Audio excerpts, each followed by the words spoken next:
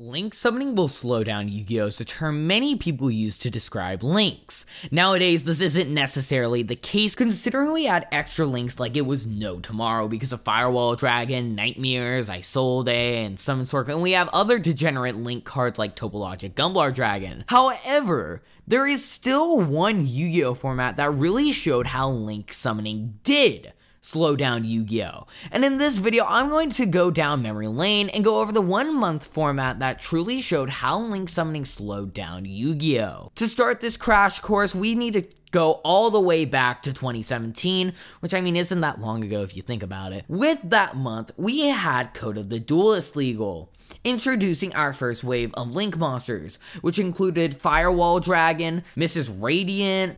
We also had the Link starter deck that came out, introducing Decode Talker and Link Spider. So overall, we did have some Link monsters. However, the card pool was very limited. And so with that, we also had the September 2018 ban list came out, which indeed hit Zoo, True Draco, and True King Dino. Hitting Zodiac was a big deal. They banned Dryden and Broad Bull, which essentially killed the deck. Draco got hit. True Draco wasn't hit enough to kill it. However, it was still a deck afterwards, and True King Dino got hit as well as they banned Danglong, basically killing that variant of Dino, putting it a notch below the rest. This would eventually lead us to the 1 month format that was slower because of Link monsters. Pendulum Magician True Draco format 1 was the format that showed how Link summoning slowed down the game. Some of the notable decks are the namesakes of the format, Pendulum Magician and True Draco. We also had Trickstar and ABC and other rogue decks. This was one of those very nice formats where it was actually pretty diverse. Yes, Pendulum Magician and True Draco were the best decks, however you had a lot of diversity in options, and you could be pretty creative this format. Paleozoic would eventually become a deck later in the format because of the Code of the Duelist Special Edition, but we'll get into that in a second. The best deck was Pendulum, which was the deck that really was crippled by links,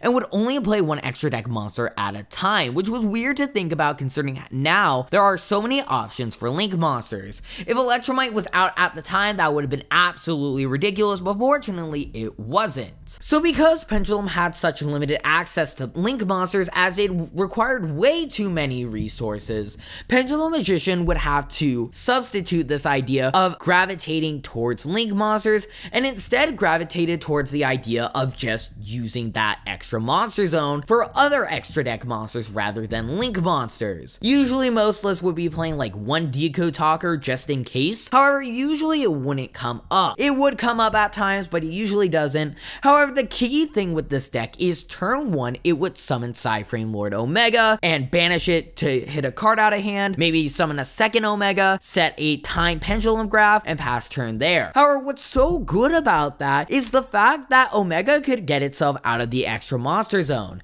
This is how they could go for turn 1 plays. This is how it was pretty good. Going first, you had time pendulum graph, triple skull Crobat, triple double Iris Magician. Overall, it was pretty good. The deck also had such great utility in extra deck cards like the Supreme King extra deck monsters. It had such a powerful main deck, and just overall was a very consistent deck, by far the most consistent deck of that meta, and by far was the best. However, the second best deck was True Draco. True Draco would make sense to be a top deck. It didn't really get hit too hard. Yes, Dynamite and Ignis were hit, but that doesn't mean the deck's dead. They still had Masterpiece, which basically is the only reason they were so good. Yes, they had other cards too, and they're still decent to this day, but not nearly as good as they were before, and Masterpiece really was a hard card to deal with. Pendulum Magician could easily out it with a card like Beals, but even then it wasn't always guaranteed because they can flip something like Skill Drain, which obviously was a 1-up, but that's besides the point. So it wasn't impossible for True Draco to out Beals, but at the same time, Beals was the best out to that deck because none of the traps could pop it, Masterpiece couldn't pop it, and Beals could just get over it in battle. However, regardless of all of that, True Draco didn't need the extra deck. It might not have even played it for some Monarch Erupts, and overall, True Draco just made sense to be one of the top decks in a slower format where most decks weren't abusing link monsters. Along with these two powerhouses of the format, you had decks like Trickstar and ABC. Trickstar was a pretty good deck at the time.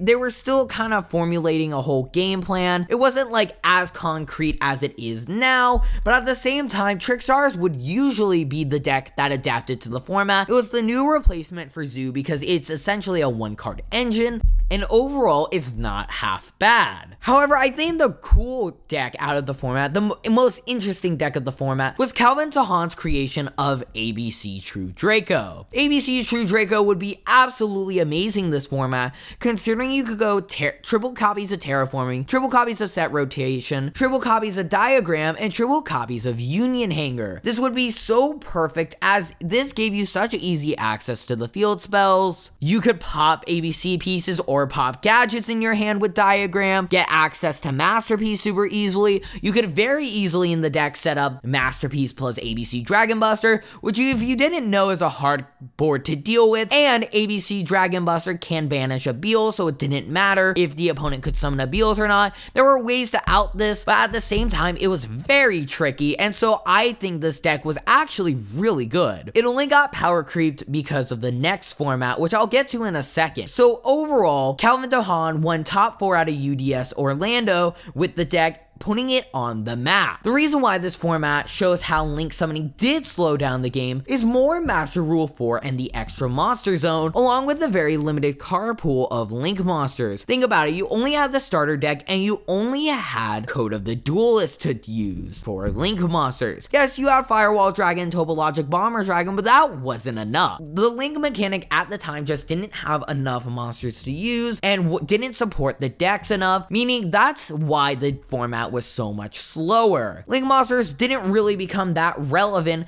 until after Circuit Break, which is the set that followed Code of the Duelist. Obviously, in Circuit Break, you got Borreload and Spiral Double Helix, putting Link monsters on the map and setting them up for the rest of the year. And honestly, that's the set that really changed Link Summoning, gave it enough tools to work with in the Link mechanic, and overall, that's the set that set up Link monsters for the rest of the Link era. We also got the Cyber Structure deck, which helped Spiral with Trigate, but that's where the degeneracy started to happen with Link monsters, and that's a whole nother discussion for another time. You can also watch my 2-card combo discussion, that should be in a card up above me. However, in the end, Link Summoning did slow down the game, considering if Link monsters didn't exist, then Pendulum would be absurd, because then it wouldn't need to be worried about being locked into the extra monster zone with only one extra deck monster and having to rely on Omega. You could also pen 5, which would have been ridiculous, and with the extra monster zone, you can only Pendulum summon one monster, making this a much more balanced format. And overall, this is how Link Summoning did slow down Yu-Gi-Oh, even though it only lasted a month. Thank you guys so much for watching this video. I hope you enjoyed. If you liked the content and wanted to support me further than just watching my YouTube videos, and as well get some cool perks for me like picking a topic every month for a video, and as well getting to join a Patreon exclusive voice chat with me and other $5 plus patrons on Discord every 2 weeks, go down into the description and support me on Patreon. My Patreon's in the description. As well, if you guys want to talk to me and other amazing people, go down into the description and join my Discord server. I'd love to have you guys there. Thank you guys so much for watching this video. If you enjoyed, make sure to like, comment, and subscribe. And with that, I'll see you guys soon.